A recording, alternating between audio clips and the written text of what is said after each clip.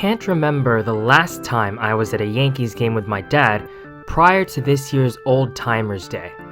It's funny, actually.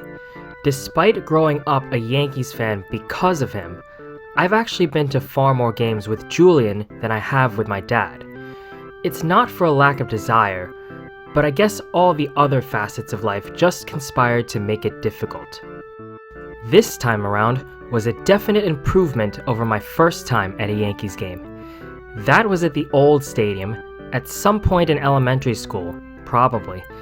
We went with one of my dad's closest friends from high school and his son, and sat in nosebleed seats and ate peanuts that were still in their shells.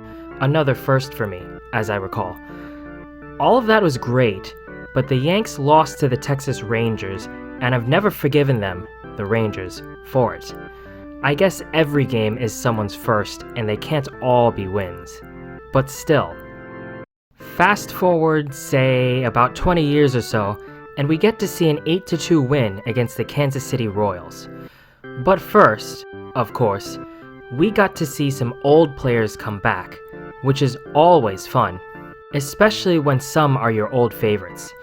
They decided to forego the actual Old Timers game this year and just do the ceremony, but I didn't have much of a problem with that.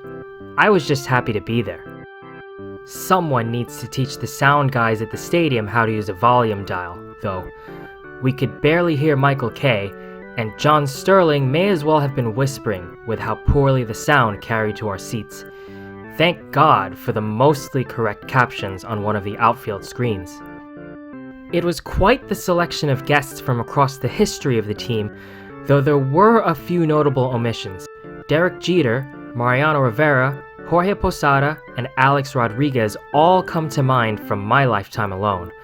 But Tino Martinez and Bernie Williams were both there, and they were two of my favorite players when I was a kid, so I don't really have any complaints. Can't have everyone from the late 90s, early aughts teams back all at once, after all. After the ceremony, we grabbed some hot dogs, as ballpark tradition dictates.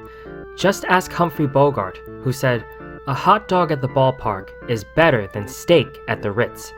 Or James Earl Jones's character in Field of Dreams, who wanted a dog and a beer, a sentiment echoed by Iron Chef Masaharu Morimoto, though these days that's not quite specific enough as venues continue to expand their concession options. The game itself started around 2, with a quick 3 outs in the top of the first inning, followed by a leadoff home run by DJ LeMahieu. It was obvious right then that it was going to be a great game. Well, for the home side anyway. Other highlights include a second-inning homer from Judge and some impressive plays and steals, including a tag-out between third and home that the Yanks just barely managed to pull off. I'm not as good at sports photography as Julian, but I did my best to get some of the best moments and had fun doing it, though I did find myself starting to run a bit low on battery. I ordered some spares late in the game, so I won't have to worry next time. There was a lot of action, which was great for me because I've always preferred that to low-scoring pitching duels. Sure, they show prowess on the field, but it's less exciting to me and feels much slower. I want to be on the edge of my seat, wondering if they'll make the tag in time for the out, or if they're fast enough to grab that fly ball deep in the outfield. I want to see stolen bases and runs scored just under the throw. A lot of games this year have had more action than in recent years, in no small part due to Aaron Judge, it seems, and it's been a lot of fun for me when I've been able to catch the games. There were plenty of other fun moments. The follow the ball under the helmet game on the outfield screen is always fun, as is the subway race animation.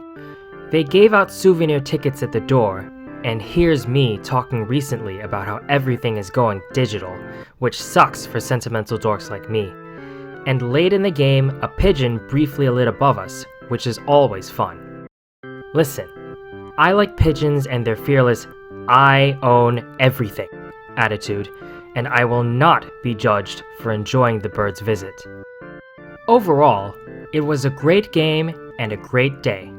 It's a bit of a shame that they opted not to play the Old Timers game at the start, but it was still fun to see past players come home.